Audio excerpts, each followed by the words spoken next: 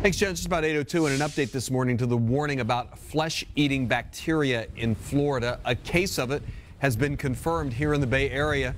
Sarasota health officials say a middle-aged person with chronic health problems became infected with this bacteria and died earlier this month. This person was infected when the bacteria entered an open wound on the skin. Fox 13's Dr. Joe joins us this morning to talk about it.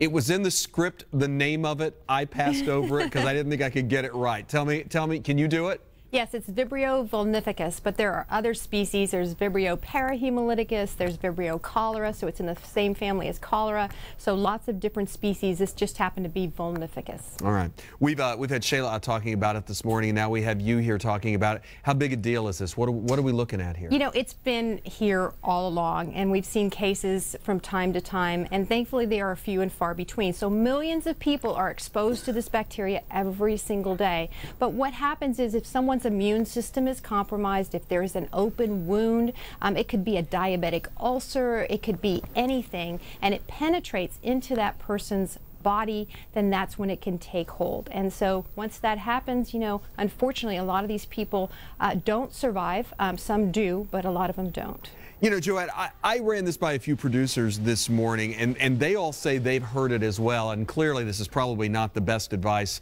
you're going to give me, but I had always been told that if you have a cut, if you have something on your skin, get in the water, get in the salt water. It's going to help it heal faster. Not true, you're going to tell me, right? Total myth, and yes, I had the same told to me. And in fact, my family would say if you have a sinus infection, just, you know, you use it to rinse your, your sinuses out. I mean, they would tell you all these things. It is totally not true. Unfortunately, this bacteria likes the heat. So we've had a very, very warm winter. So we probably had a lot more than we would normally have if we had had a lot of cold snaps. So then now you've got this critical mass of bacteria. It's propagating, and so it's out there, and definitely, you know, people are going to be exposed.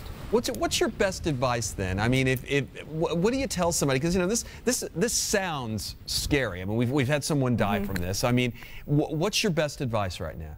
Well, you know, again, it's going to affect those people that are immunocompromised. If you do have a wound, you really shouldn't go into the water. You should wait till it's healed. If you do go in the water and you do have a wound, I would, you know, obviously clean it very well with soap and water, antibacterial ointments. But remember, with Vibrio takes hold very, very rapidly in these people. A lot of times what you'll see is blistering. So depending on the species of the bacteria, sometimes that blister will have clear fluid, sometimes it will have red or bloody fluid, and that will be around the wound. They can also have fever, they can have chills. If you ingest it, that's another way you can get this. Again, if you're ingesting raw shellfish, for example, or oysters, it can get inside your intestinal system. It can attach to the intestinal tract and then make you very, very sick. That could have nausea, vomiting, and once again it can get into the bloodstream, and then that's when you get septic, your blood pressure drops, and these people end up on ventilators. And honestly, I've seen it happen. It's a horrible, horrible, horrible thing to watch. So definitely you have to be careful. We got to go, but I must ask you, because you got us there.